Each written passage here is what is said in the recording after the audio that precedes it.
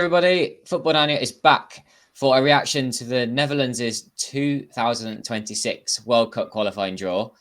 There are two options for the draw, of course, which you may have seen in the thumbnail to this video. Maybe you've seen it already in the news, football news. Abdul and Mike, though, are here with me to react to this and give their thoughts on it, and also a bit of a catch-up as well. It's been a little while since we last talked about Dutch football. We're going to do a podcast now then on the Netherlands, and then next week we're going to do a reaction to the winter break of the Eredivisie. So this one's very much about the national team. I'm wondering what you both thought of the draw as soon as it came out.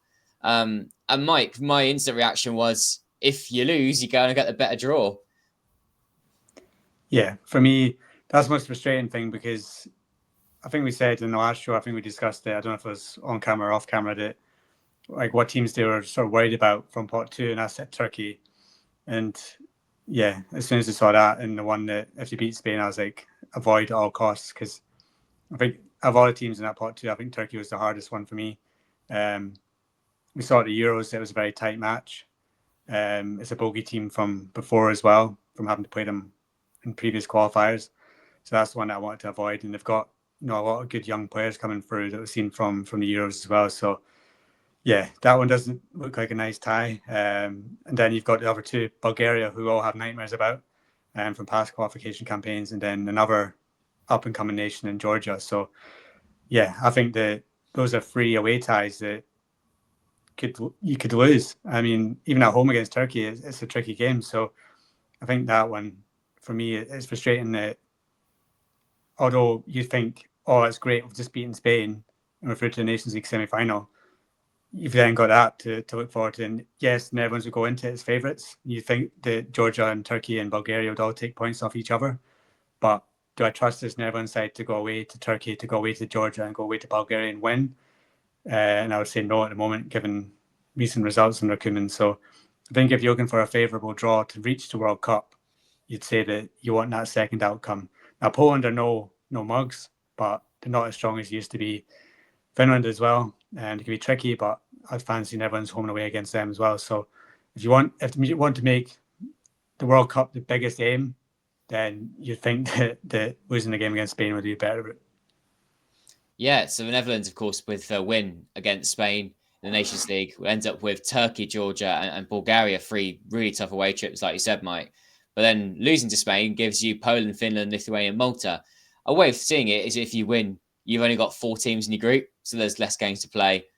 But yeah, look at that. Like they are tougher, really, there on paper. But this is a little while away, and teams can still change in their strength. But Abdul, what are your thoughts? Do you agree with Mike? Well, okay. Of course, I disagree with people who want Orania to lose so we can be in an easier group, because the UEFA Nations League is a trophy and we can win it someday. We've been to the final. We reached the final once. We reached the semi-final once. So maybe this time we can go all the way to the final and win it. It's a trophy, even if it's not as important as the World Cup or as Euro. It's the 3rd most important European competition.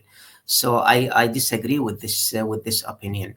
Of course, yes, beating Spain will put us in a more difficult group, but maybe less effort, as Mike said, since we will be playing 6 matches instead of 8. Turkey, we have, of course, a bad memory with them in Euro 2026. We were not qualified mainly because of them. We lost to Iceland at that time, but Turkey stole some very important points from us. Bulgaria is the main reason why we did not make it to the World Cup 2018 with that defeat 2-0. I think we all remember that. Georgia, we faced only once. I think we beat them 3-0 in a friendly. That's the only time we faced them. The group is not easy indeed, but with Orania, with the names we have, we should not have a problem with all of them, really. I don't think we should not have a problem. I think we should win 3 matches home and away. Maybe we fall here or there, we lose some points here or there, but we should be leading the table. That's the case if we win against Spain. But if we lose against Spain, yeah, on paper the group is a lot easier, of course. Malta, Lithuania, Finland, I don't think any of them will cause us trouble. While Poland, I believe they will lose points to Finland if they play them, which will also help us. But again, I will go for a win against Spain. As a fan of Oranje, I would want that to happen. And what are your thoughts about like this new qualifying setup as a whole? You've got less teams in your group, haven't you? And before we'd have like a big 6-7 team group, but now with group winners going straight through, second place teams and Nations League teams that have done well coming together to make that playoffs, does that make it better for you as a Netherlands fan? I guess is that more favourable, or does it create more jeopardy? Michael, it's okay. Go ahead. To me, like, there is jeopardy still there. I mean, if you look at that, if you beat Spain, I think that is jeopardy. I think there is jeopardy in actually not reaching World Cup if you get that group. I don't think it's as bad as what it used to be, because I think that you think back and you'd have another top nation in there, and then you'd have someone like Sweden or Turkey. So I think it's not as hard as it could be. I mean, you're keeping all the top nations away from each other, so you don't have that instance where there's like a France and Italy in the same group. But I still think that the way the tiers work, Georgia for me is not a tier 3 nation, or they shouldn't be at the moment, because of the way they play the Euros, the players they have coming through. I think they're more like suited to like a tier 2. So I think that the Netherlands have been unlucky in the case that from pot 3 and 4, they've probably picked the hardest sides from those pots. And Turkey, along with probably Sweden, is probably the hardest one from pot 2 as well. So yeah, for you look at some nations, I think have got it a lot easier to have 4 teams. But yeah, it does make it slightly easier, the fact that you don't have another top nation in your group. Okay, yeah. Well, I think this will decongest the calendar a little bit. Getting to a group of 4, you have less of those really high stakes fixtures. But nice to see some friendlies back as well, wouldn't it? There should be some room for this when these fixtures all kind of come out, if they're in that group of 4. Is it not though that less? Is it not though that if you're in a team of 4, if you get through, then you've got your Nations League games? Is that not where they make it up? So the Nations League semi-final will be when other teams are playing their World Cup qualifiers. Is that not how it works? Because if it's that way, then you're not really getting any less competitive. Because you've got to play that semi-final and final at some point, and there's got to be international games going on at the same time. So I don't know if that's how they work it out. Yeah. Okay. If we beat Spain, that means we have a chance to qualify through the back door. If we don't make it first in the group, that's an option. If we lose to Spain and play the group with 5 teams, we also have a chance to qualify through the back door, since the top 4 in the UEFA Nations League, they will be qualified. I don't think any of them will suffer from qualifying. Spain, Germany, the 4 teams that will be in the semi-final. So either way, we will have a chance through the back door if we don't come first in the group. But if you allow me, of course, as a fan of Oranje, I would love to see as many matches as possible for Oranje. But again, I worry sometimes about injury, about the players being exhausted. I don't mind watching Oranje playing Gibraltar and scoring many goals, but how many players will be injured? How many players will be tired? So having less matches is really good, in my opinion. Yeah, I agree with that. It's getting to the point this season and last season, I've just felt like there's always football on and there's always 2 games a week. And it's exhausting just watching it sometimes, that alone how the players must feel. Yeah, and so many high stakes games that is almost, I mean, some people will see it as fantastic and others probably might agree it kind of dilutes the quality of what you're watching. Yeah.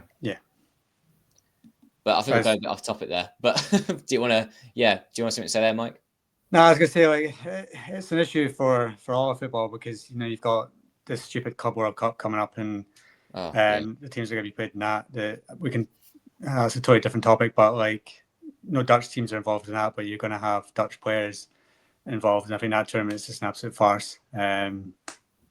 But it is congested now, and you do worry that you come up against a game against Malta home and away, you're kind of just like you're going to win 7-8-0, but at what cost? But that's why your squad rotation comes into it. I guess you got to hope that by that point everyone's have enough about them that they've got enough to give some key players a rest.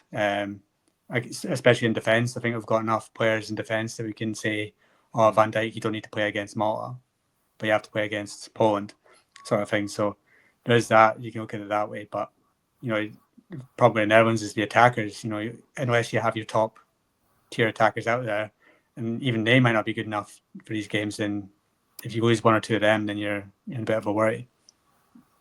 Yeah, and going forward, so there are some players coming back to full fitness that will give us a bit of a boost. Abdul, who's some of these guys that are coming back? Well, Hartman, we've been missing him for almost a year now. I think more than a year actually. He the last time we saw him, he was doing a great job with Oranje. He was fantastic, wasn't he? Yeah. He seemed like their replacement. Finally, we found a good left back, and of course Botman, who was been doing so great with Newcastle, but he had also a long injury. With some new talents coming up actually, and don't forget that the World Cup will not start until a year and a half from now if we just exclude the qualifiers for a minute. So many players can develop by that time. We can look for many names, and there will be so many challenges in all the positions except for the striker position, the only place we have a problem with right now. There's Tyrell Malacia as well. He's just coming back. Malacia as well, yes. Yeah. So he was there and thereabout for the national team, and he's obviously went completely off the radar at Man United, but he's coming back into it now. So yeah, you're looking at the left back position and thinking, okay, now we actually have some options there. Instead of trying to shoehorn Nathan Ake into that slot, you've got actually some good left backs coming through. Shame about Ian Maatsen maybe not getting as much game time as possible at Aston Villa, but yeah. And then, as Abdul said, we're just looking for that striker. We just need, please pray for that striker to come out of nowhere, because there just isn't one coming. You hope it would be Robbie, and he's regressed. You hope it would be Xerxes, and he's done terrible at Man United. And then you look at around the Eredivisie, and you're like, where's the Dutch strikers? And you've got Luc de Jong, you've got Val Weghorst, you've got Sam Lammer's not doing very well. Now at 20, you got Noah Hayo at Utrecht not even getting a game. So yeah, it's difficult to find out where that striker is going to come from. But you never know. One might just pop out as a 17-year-old wonder kid from nowhere, but it doesn't look like there's one on the horizon at the moment. No, there isn't. There's no striker coming out of nowhere, sadly, in time for this World Cup again. But I want to talk about some of these players and their form. And Robbie's one that sticks out the most for me. Having seen a lot of him for Ajax this season, I don't want to say he's regressed, because I don't know how a player such as him at his age can regress. But he's like his confidence was shot, but he's just missing easy chances. And I don't know if this is now a quality issue or what. Did he peak at the age of like 17? This guy, because he's burst into the scene. He was always in the older age groups, like Ryan Gravenberch was at Ajax, but has never really fulfilled that potential. He's never kicked on. You have a Dutch media saying, which pundit said, you can coach the finishing. That's not a problem, and it just hasn't come. And you've got Farioli, who's a great head coach for me, and still not really getting it. Yeah, he's got some good parts of his game. He holds the ball well, but I said it before in a previous podcast. If people have watched Emil Heskey play, he really comes across like that. He can't score enough goals to show that he's a dead enough player for the Netherlands. But yeah, his hold up play is good. He loves it. He loves a duel. He's always in the right place for shots, but doesn't score enough goals. Well, but wasting easy chances like this, like for example, missing an empty goal, this is not really a quality issue. I think this is a mentality issue. Yeah, this has gone for like a long time. This is not just one season in isolation here. This has gone for years. Yesterday or 2 days ago, he wasted a very strange chance against Lazio. It could have been an easy goal, that header, the first header, It was an empty goal. Nobody knows how he wasted it. He jumped in the wrong time, I think. He did not jump in the right time. He scored a goal for Ajax from that foul inside the box. We all thought this is the beginning. Finally, he's gonna get his trust issue back. He's gonna be confident again. He scored again after that, but again he's fallen apart again. He's losing it again. I don't know why. With Broby, maybe somebody has to work with the mentality. It's not about the level of football, but in the meantime. I wish there was somebody else. We don't have the luxury of time for him to prepare and to be ready. We need somebody now. Yeah, I think with Robbie, I think there's been so much talk about him in the Netherlands about the fact that he can't finish, and it's been going on for years. Like last year, he seemed to show that he could. He seemed to be getting better and better, but this season it just seems to go on off the boil. And you think that them signing Weghorst might have spurred him on, because it might be like, okay, I've got somebody that's actually going to compete with me for this jersey. But then you've got Ajax fans now saying, like, if Weghorst had played against Lazio, they would have won that game. But it's because Brobbey was there that they lost it. And that's because he's missing all those chances that Weghorst would have scored. And it's frustrating to watch because he does have every single attribute that you want for a top striker. Yeah. Except for he can't finish. It's crazy. He can do everything. But when he was a young kid, when he's in the under 19s, under 18s, under 17s, score all the time. Can score all the time. Doesn't matter. Can score 4 goals in a game. But as soon as it comes to professional football, he just seems to have some sort of mental block about putting it in the back of the net. And you just can't do it. His finishing, for such a big guy with such powerful features, his finishing is so weak. I just don't understand how you can... Surely someone's coaching him to be like, just smash it as hard as you can. But he just doesn't seem to have that problem. I don't know, sometimes with this, it's like I actually think there's no finesse. And it's like, it's never in the corners. It's always like in the middle of a goal. Like it's got to be really like obvious to get there. Someone needs to show me like a reel of his like goals and just say, look, actually, no, you are wrong, Michael. There's one where it's like this. And it is actually a good goal. Yeah, I think that's what he really struggles with. He just kind of hacks at it every time. Yeah, the problem is I'm afraid that Kuman will depend on Memphis again, especially with some goals he's been scoring in Brazil now. If he is the best option we have, then we are in trouble, really. I think Memphis is done with Oranje. I don't think we should bring him back. So the matter of having a good striker is still there. It's a big issue. I suggested once to try Gakpo as a striker. We've seen him playing in that position in the World Cup, and he scored a few goals. He scored 3 goals, actually, a goal in every match, and they were all very important goals. But I don't know if Kuman is going to do that, really. Yeah, there's even the wingers as well. Like, as much as Gakpo is the best, you kind of need more from Noah Lang, and he's showing that PSV is doing well, but he's not doing amazingly. Daniel Malins does hit and miss for Dortmund. I mean, during the last international break, there was talk about putting Koopmeiners out wide right because he didn't really like the options then. You were hoping that this year would be Somerville, but Somerville's not playing that well for West Ham, and West Ham aren't doing very well. So it's not just the fact that we need to find a striker, we also need to find a couple of wingers to come through that are, in great form, that are going to be able to hold down those spots. And we'll wait and see what happens when Xavi Simons comes back. But it might be a case of him going out wide right. We all know we don't like that as well. So, yeah, the whole front line, apart from Cody Gakpo, needs sorting, and it's tough because the options are so slim. You're looking at guys getting moved, so you're looking at where's Van Bommel's next move going to be after he goes from AZ.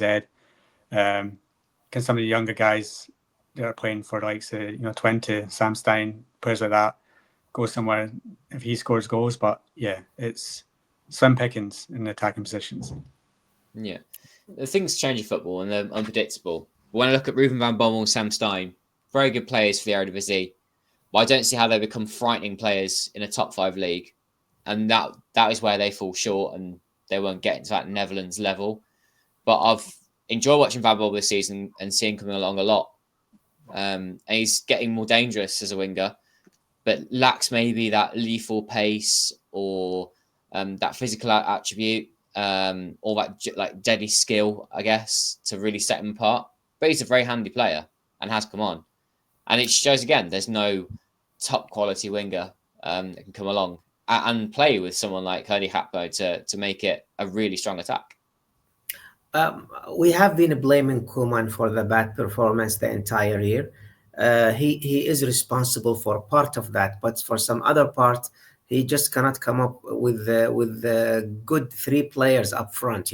We as fans cannot think of the best three up front. Really, sometimes we think it's Gakpo, but then we see him not performing well in some matches. Then we say it's now Lang. There is no consistency, so it's very difficult to find the best three who would play up front. Really, as Mike said, I had so much hope for Somerville to develop, but unfortunately, he's in the substitution line most of the time. He kind of failed to impress.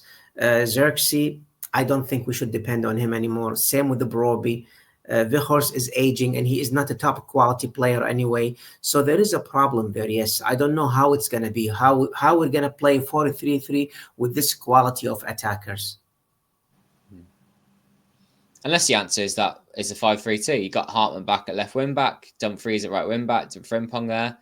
And then you just need 2 or 3 really good players in that middle area. And I think if you're relying on Koopmeiners in the 10 there, I don't think that's enough. I think it just needs to be someone with pace and trickery. Capo's one contender to play in there.